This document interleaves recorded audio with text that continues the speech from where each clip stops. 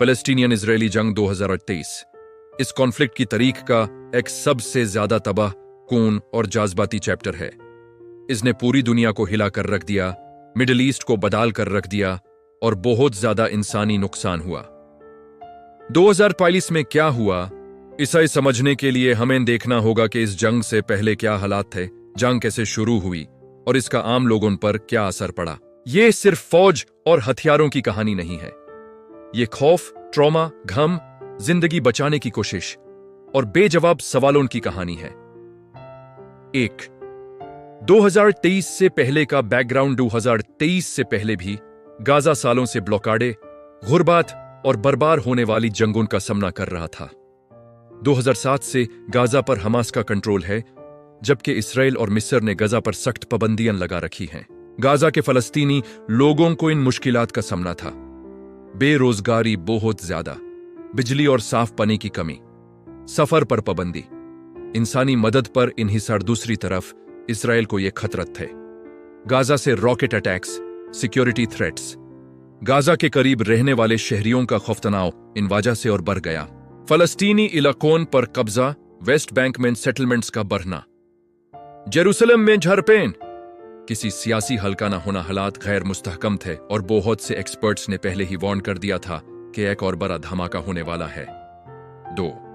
7 अक्टूबर 2023 वो दिन जो सब कुछ बदल गया। 7 अक्टूबर 2023 को हमास ने गाजा से सदर्न इसराइल पर एक बहुत बड़ा और गैर मामूली हमला किया। मुसल्लह फाइटर्स ने सरहद पार की, शहरों, गांवों और मिलिट्री बेसिस पर हमले किए और हजारों रॉकेट्स फायर किए। इजरायली शहरी कत्ल हुए, जख्मी हुए और कई को यगमाल बना लिया गया। इजराइल ने इस दिन को अपनी तारीख का एक सबसे खूनी दिन करार दिया। पूरा मुल्क शौक में चला गया, खौफ, गुस्सा और गम तेजी से फैल गया। इजराइल ने फौरन जंग का ऐलान कर दिया। 3. इजराइल का फौजी जवाब। कुछ ही घंटों में इजराइल ने गाजा पर शदीद हवाई हमले शुरू कर दिए। हुकूमत का कहना था कि मकसद हमास को मुकम्मल तौर पर तबाह करना और मुस्तकबिल के हमलों को रोकना है।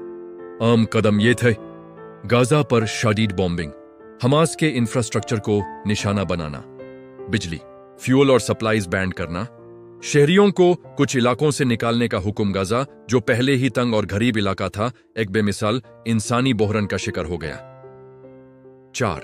बॉम्बार्डमेंट के नीचे गजा दिन हफ्तों में बदलते गए और गजा ने यह देखा: लगातार हवाई हमले, घरों और पूरे इलाकों का तबाह होना, हॉस्पिटल्स, स्कूल्स और मस्जिद को नुकसान खाने, पानी और दवाओं की कमी। लाखों शहरी बेघर हो गए, फैमिलीज बार-बार भगने पर मजबूर हुई, जबकि कहीं भी महफूज जगह नहीं थी। बचाई शेल्टर्स में सोने पर मजबूर थे, हॉस्पिटल्स भर गए और मददी सामान पहुंचाना मुश्किल हो गया।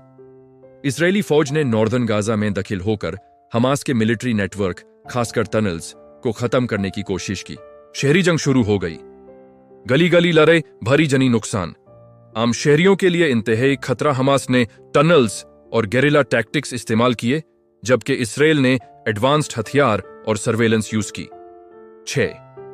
यगमाल, हॉस्टेज क्राइसिस। इस जंग का एक सबसे दर्दनाक हिस्सा यगमाल का मसला था। हमास ने इसराइली शहरी और सोल्जर्स को गाजा में कैद कर रखा। फैमिलीज बेचैनी से खबर का इंतजार करती रही।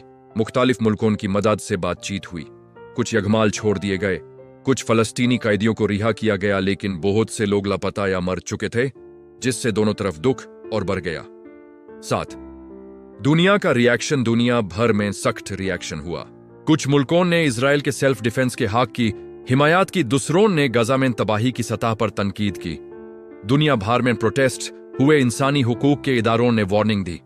वॉर क्राइम्स, आम शहरियों की मौत, कलेक्टिव पनिशमेंट। यूनाइटेड नेशंस ने बार-बार सीज फायर और इंसानी मदद की अपील की। 8.